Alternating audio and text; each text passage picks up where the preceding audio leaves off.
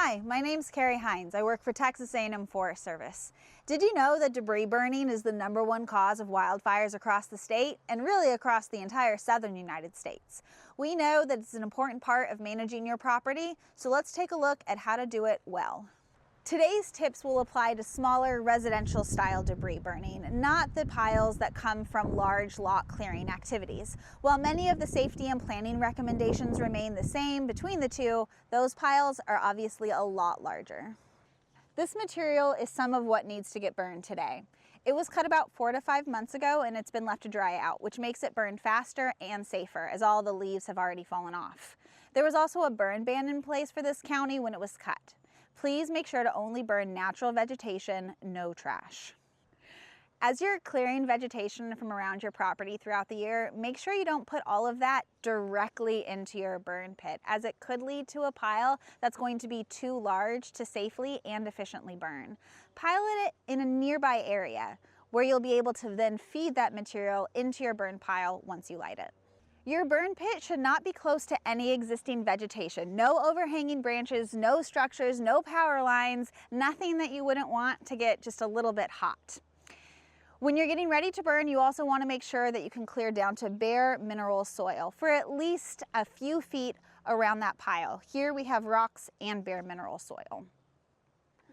When building the pile, if you have larger pieces of wood, place those at the bottom when you're building it, so they get exposed to heat the longest and have the best chance of burning up all the way quickly.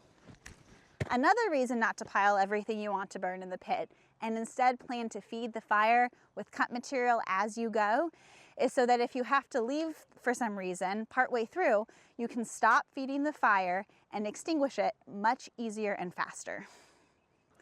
Preferably, you should have a hose that can stretch out to where your burn pile is. If you don't have a hose, you should have some other sort of water source, whether it be from a pump backpack or a hose from a tank.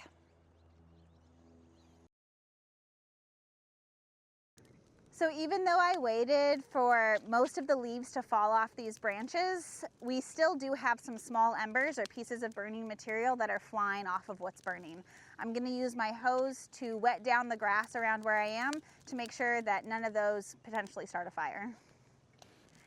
It was a little wet this morning. We had a really heavy dew, so I think right now the fire is getting down into the material that was wetter. However, this flame is about all you really want to see. Any fires bigger than this, you're going to be producing a lot of heat and you have a much higher chance of that fire getting out. Outdoor burning rules in Texas state that you have to have at least a 6-mile-per-hour wind in order to do debris burning. That's so the smoke gets out of the area and doesn't smoke out your neighbors. Rules also state that you have to start your debris burn at least an hour after sunrise and an hour before sunset.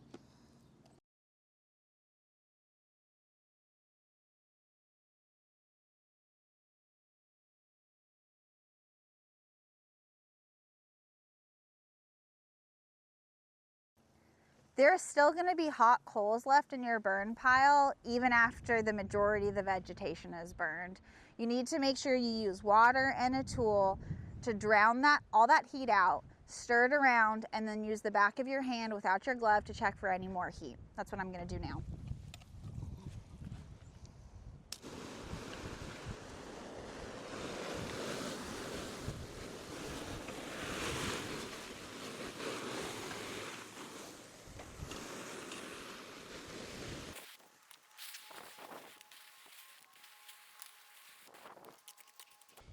If you see any white ash or hear any sizzling, it's a really good sign that that material is still too hot to touch.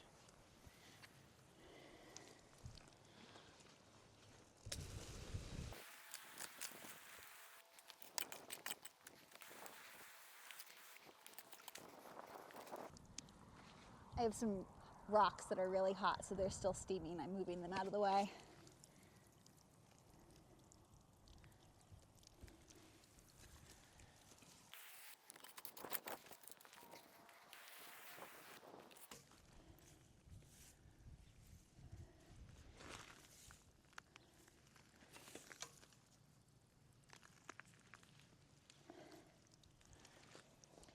Wetting this down right after your fire is extremely important.